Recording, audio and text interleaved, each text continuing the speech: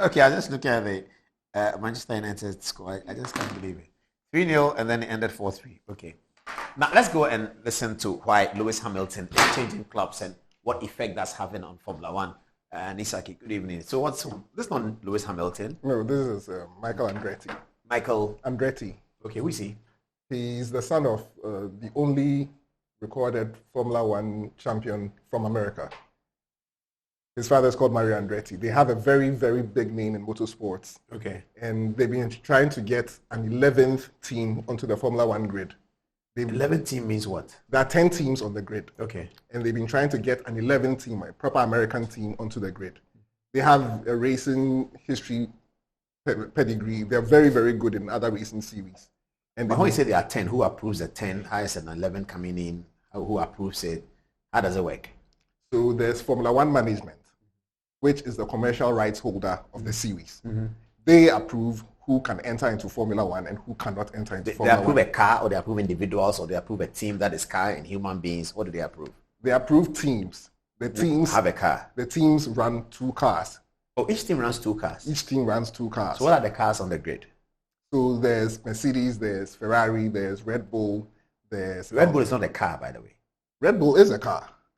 Red Bull is a drink. The energy drink. Yes, they have a Formula One team. So they created their own car. Yes. Which doesn't have to be on the common brand like Mercedes has other cars. No. You can do that. Formula One. So you can create a car called Ghana.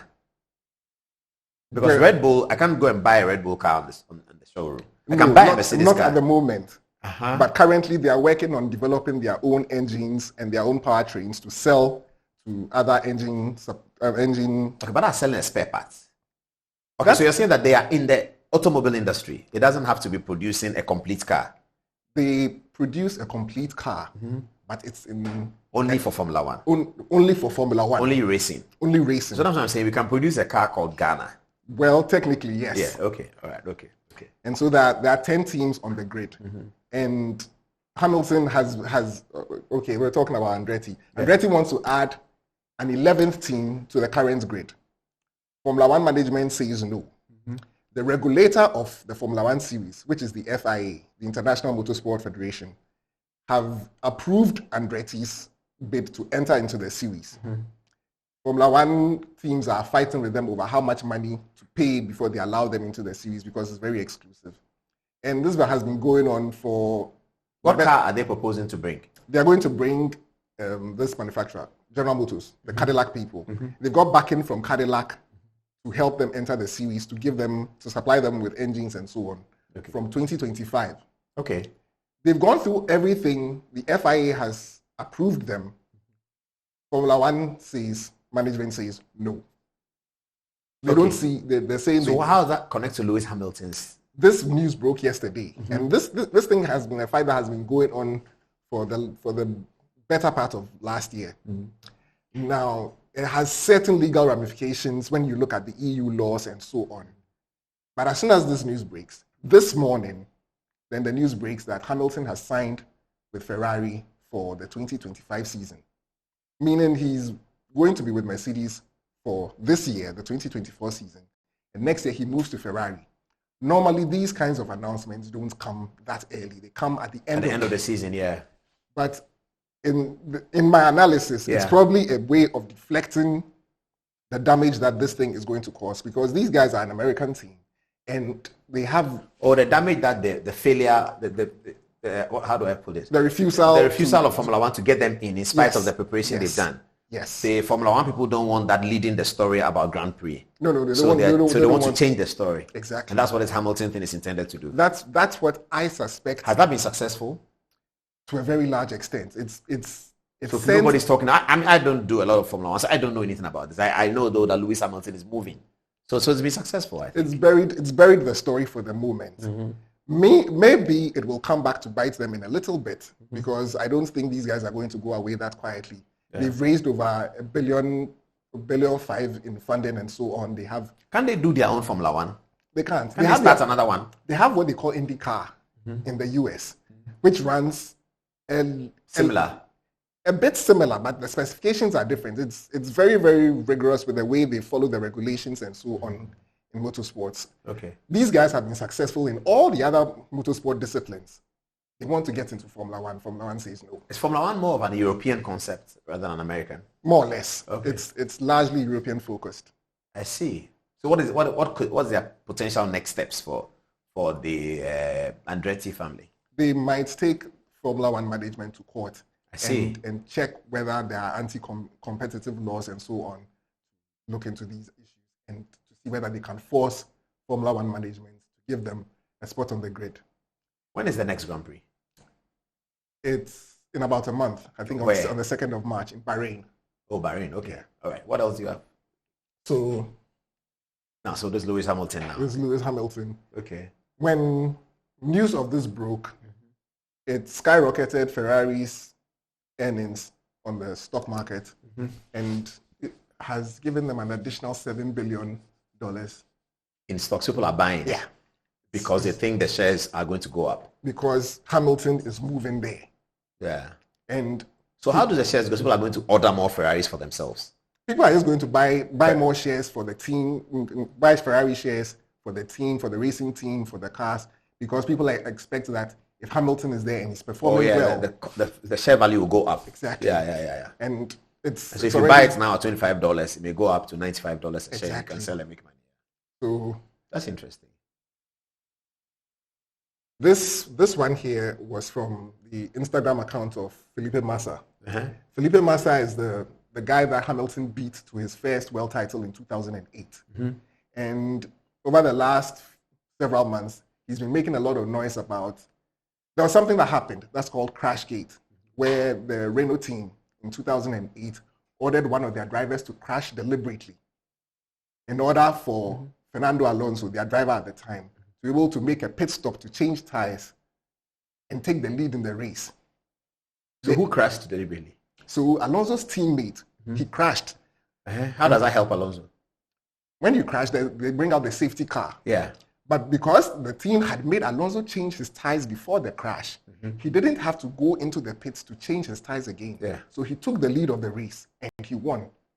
Against who? The one who crashed? Against the other 19 drivers on the grid. Yeah, I don't get it. So if Alonso's teammate crashes, Alonso is riding, so he continues. What happens?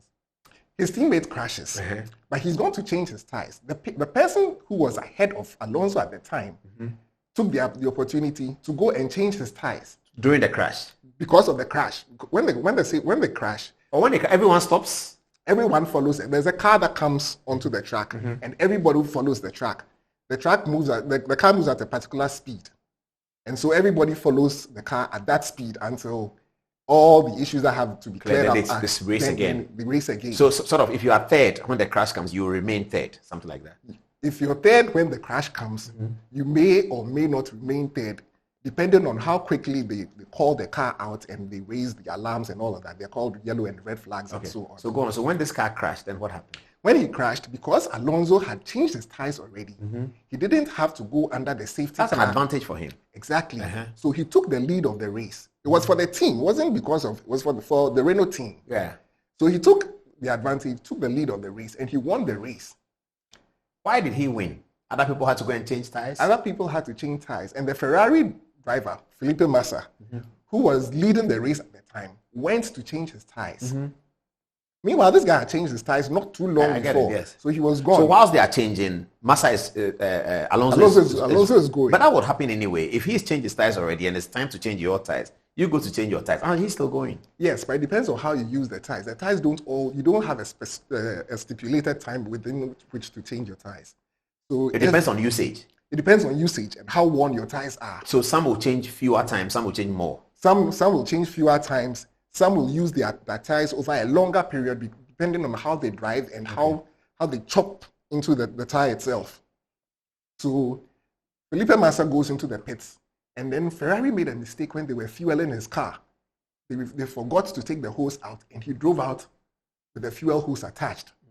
And then they started spilling fuel and so on, so they had to stop it and then bring him back, take the fuel thing out. So he lost the race. Hamilton came second or so. The following year, the news came out that the guy who had crashed, his teammate, Nelson Piquet Jr., it was organized. But it was on the quiet.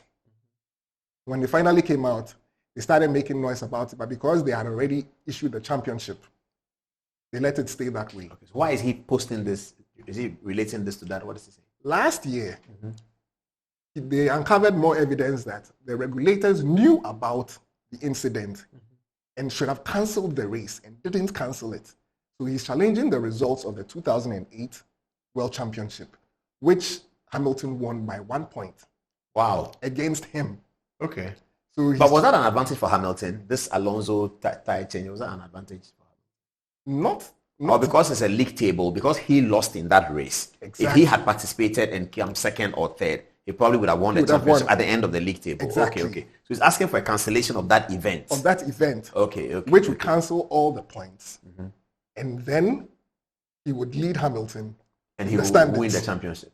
I see. That's a good challenge. Is he suing? He's suing. Okay. And he's spoken with Formula One management about it. They basically haven't gotten back to him. And nobody really thinks it's going to stand. Not after what happened with him and Lewis and Verstappen at the end of the 2021 season. Okay, so what is with Hamilton going to Ferrari that he's posting? What is it? Well, when the news broke out, he just posted this on his Instagram story, and he just wrote, cool. Is he Ferrari? He was driving for Ferrari when he was on the grid, but he's no longer racing. He's no longer driving. Okay, yeah. Okay, I see. So he is suing against Hamilton. No, he's suing. Yeah, I get it, but the suit really is directed at taking the title away from Hamilton. And then Ferrari goes for Hamilton. That's really the point he's making. Well, yes. Okay, so what's this one? So this is from a 2020 race where Hamilton won the race, but he was pictured standing beside a Ferrari. Ah, I see. And then, but this is him on Mercedes, isn't it? This is him. Mercedes just posted this on their social media accounts. I think it was yesterday or today or something. And more or less he's like saying bye to them. That's why he has. Okay. And then here's him from, I think, 2018 looking into Sebastian Vettel's Ferrari. Oh, I see that he had eyed Ferrari for a while. That's an interesting. He was interviewed, I think, was last year, and he was asked whether he had intentions of going to Ferrari. There was a lot of news about this impending Ferrari move sometime middle of last year. The rumors just wouldn't go away. And he hadn't re-signed with Mercedes at the time. So there was a whole lot of speculation. Then finally it came out, he signed with Mercedes very, very late, but he signed a 2-year deal with them. The reason why this is making waves is because everybody expected that he would end his career with Mercedes, or he would at least see out the 2-year period of his contract. Apparently, the reason it had delayed was because he wanted certain clauses in the contract, and the negotiations took a bit of time. Okay. So he had a break clause included in it. So instead of doing a full 2-year contract, he had a 1+1. Okay. Yeah. And he has exercised that one, and moved effectively to Ferrari for next season. I see. Okay. That's a good one. We'll keep an eye on it. I said the next Grand Prix is when? I think it's on the 2nd of March. But that one is going to drive a Mercedes. Yes, he's driving Mercedes for this year. Okay. All right. Thank you, Nii Saki. Hold it. All right. So we take another break. Do you have messages on that? And then Dr. Sikanku will come and tell us the rest. All right. Are we ready for the break? Do we have time for it? We don't? Okay, let's take the text messages. Fatih, what are people saying? And then Dr.